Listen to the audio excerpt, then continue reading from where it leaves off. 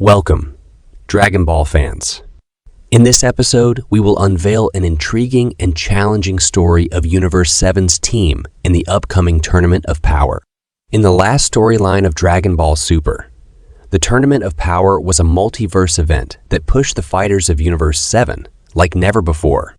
However, it has been 5 years since the Power Tournament ended, and many things have happened. If there were to be another Power Tournament, who would be the members of Universe 7's team? First and foremost, Goku is an obvious choice. His efforts to master Ultra Instinct during the first Power Tournament were taxing enough for Jiren, allowing Universe 7 to win the battle. But now, he has become a completely different fighter. In the Moro arc of the Dragon Ball Super manga, Goku trained with someone we'll discuss later to master Ultra Instinct, enabling him to access the silver-haired form at will. After further training with the assistance of Wise, Goku can use Ultra Instinct in any form. Although the weaker the form, the worse his Ultra Instinct abilities become. He even used Ultra Instinct Sign in the Granolah arc, because it allowed him to combine his emotions with the benefits of Ultra Instinct. With the ability to use Ultra Instinct in any form, maintain consistent strength with Ultra Instinct, and keep Ultra Instinct as a last resort, he will be a key asset for Universe 7's team. And, of course, it wouldn't be Dragon Ball without Goku being followed by Vegeta in the first Power Tournament. Vegeta was a significant help in facing powerful characters like Toppo, and even unlocked a new version of Super Saiyan Blue. However, that wasn't enough for him. During the Moro arc, Vegeta trained on Yardrat and focused on learning a technique called Forced Spirit Vision. This is a unique Yardrat ability that allows the user to separate things that have been combined through fusion or absorption. This will be crucial in the next Power Tournament, where Universe 6's named Kians can be separated and made extremely weak, almost as insignificant as in the manga version. Even creatures like Indira Zoo would easily be broken down into their weaker components. And even Kefla would revert to being a Saiyan easier to handle. However, that's not the only thing Vegeta can do. In the Granolah arc, Vegeta trained with Merus to learn about destruction. He acquired knowledge of this divine technique and, like Goku, developed it into a form that allows him to use the technique to its full potential. This form is called Ultra Ego and allows Vegeta to become stronger as he takes more damage. So, in a tournament without breaks, Vegeta can become incredibly powerful in this form.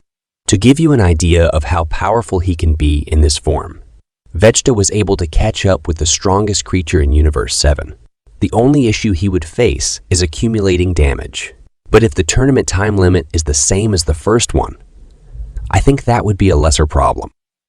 Speaking of the strongest creatures, we must talk about Gohan. Even though Gohan only got a few crucial eliminations and didn't really become the leader and strategist as expected in the original Power Tournament, he has gone through some significant changes since then.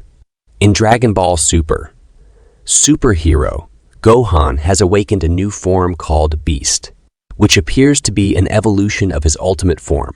With this power, he was able to stand against Cell Max, who is at the power level of Broly, although Cell Max is slightly weaker, according to Toriyama. We don't know how strong this beast Gohan actually is, but at least he is now at the top level of Universe 7, and might even be the strongest creature in Universe 7. Next, we cannot talk about Dragon Ball Superhero without mentioning Piccolo, who certainly has a place on this team.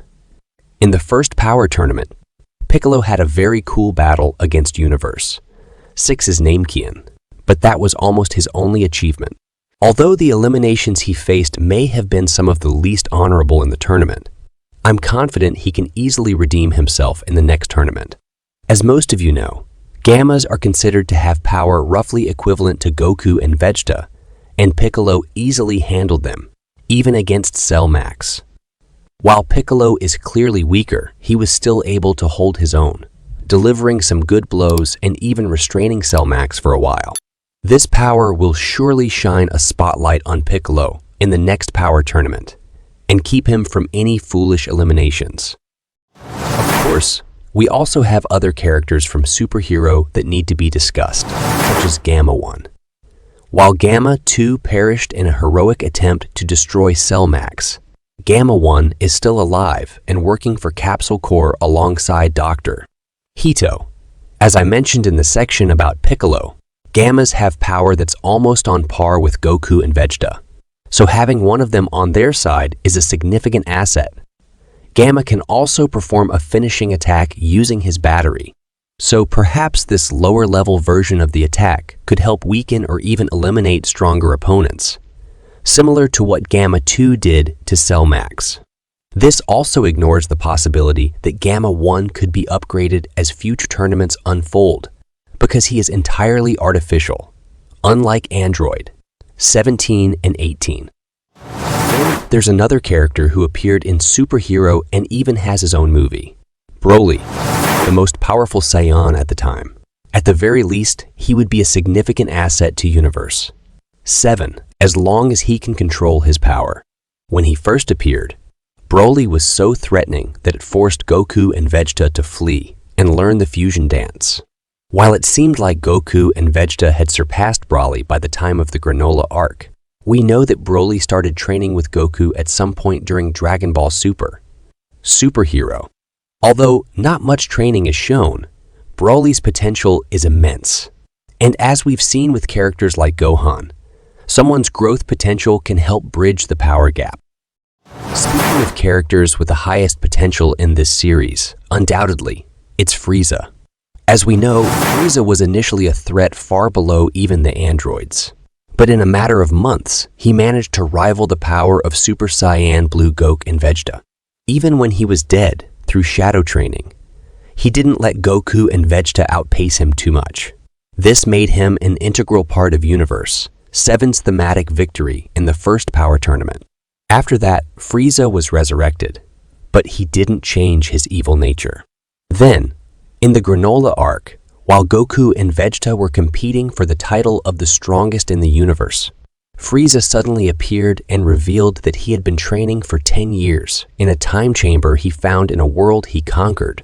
This training, combined with his already considerable potential, led him to acquire a new form called Black Frieza, and he became so powerful that he could eliminate almost all candidates considered the strongest in the universe up to that point, except for one candidate who didn't even attempt to fight him, Granolah.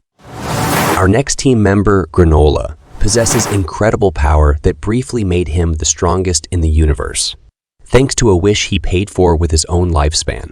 The power he obtained allows him to compete with Goku and Vegeta, who have trained in their divine techniques, Ultra Instinct, and Destruction. He has also unlocked many techniques from this wish, including a form of destruction that he mastered with little effort and even an instant transmission-like ability. Let's not forget his natural long-range shooting abilities, which allow him to eliminate weaker opponents from across the arena. This will be a significant help to the team in conserving stamina. While Granolah clearly wasn't the strongest by the end of the arc, there's no doubt he ranks among the top 10 in Universe 7, so he should be on this team. The next spot is not entirely clear, as it depends on certain factors, but I would say that Merus is a good choice. At the end of the Moro arc, the angel who helped Goku master Ultra Instinct, Merus, resigned because he violated angel laws by not remaining neutral and never fought outside of training. However, the Grand Priest showed him mercy by only stripping him of his angelic powers and immortality. Now, Merus is just a regular being from Universe 7. The Grand Priest may not allow Merus to join, but if he were permitted, a depowered Merus would still be highly useful to Universe 7's team.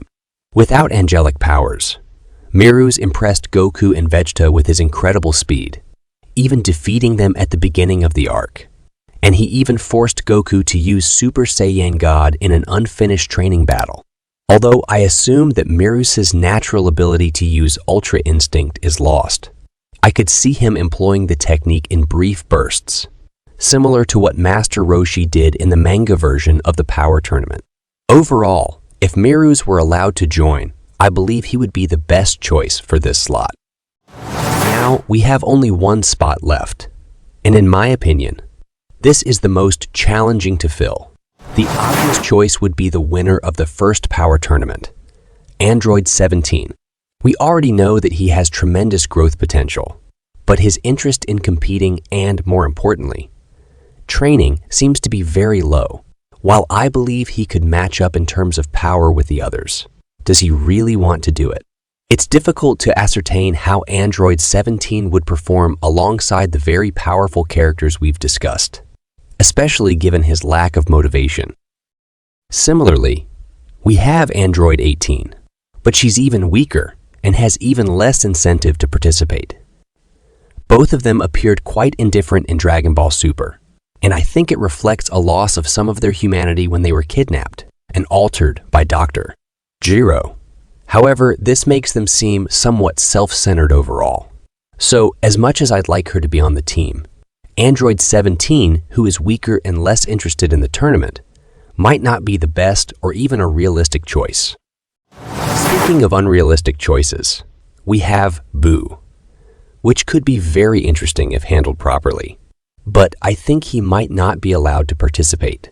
As we know from the first power tournament, Buu was in hibernation before the tournament began, so he couldn't participate, even though he had been training for it.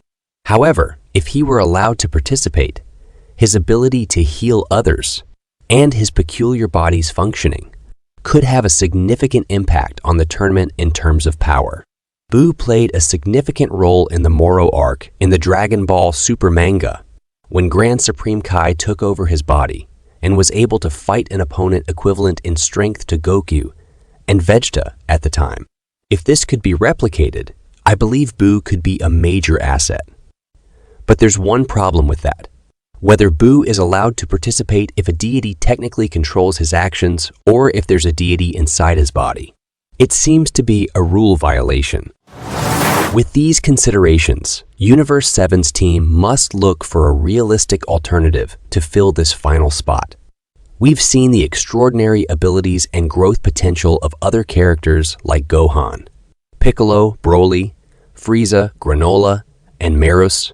However, with the current circumstances, this last choice remains a mystery.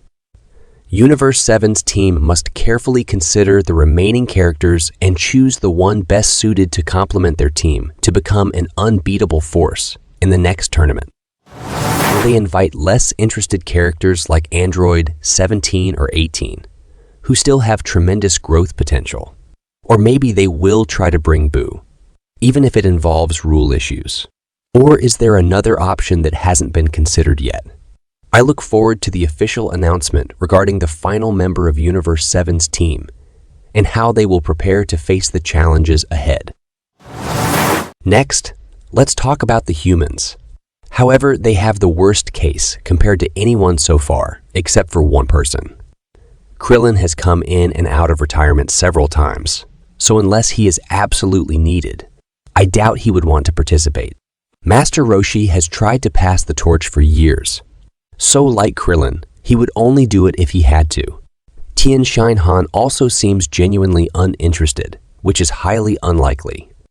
He was treated unfairly without clear reason. But it seems that direction won't change anytime soon. All three of them performed quite well in the first power tournament, but none of them stood out enough to make them a necessary addition to the team, or anything if there's no other human representation for this team. Well, there is one, depending on the timing of this first power tournament. Yubub could easily be the last addition to this team. As we saw at the end of the fight against Goku, everyone who witnessed it found Yubub very impressive, even hurting a vigilant Goku. Remember, this is Goku, who is even stronger than during the Granolah arc. So this is an extraordinary achievement, even though Goku was in his base state. As most of you know, Yubub is the reincarnation of Kid Buu with a pure heart, and that's not the only reason his power is so impressive. At the end of the Moro arc, Goku's energy was drained, and it seemed like Earth was in danger. But then a significant amount of godly power, even surprising Vegeta, was sent from Yub. Look, the Grand Supreme Kai is inside Good Buu, but his godly power remained inside Kid Buu and then transferred when he was reincarnated. So he has tremendous potential. Of course, the tournament would have to be held after he trained with Goku for a while. We would also have to find a way to extend Granolah's very limited lifespan for this to work. But in my opinion, there's no better last member for Universe 7's team than Uub. This is Universe 7's team for the next Power Tournament. Be sure to like and subscribe if you haven't already. Thank you so much for watching.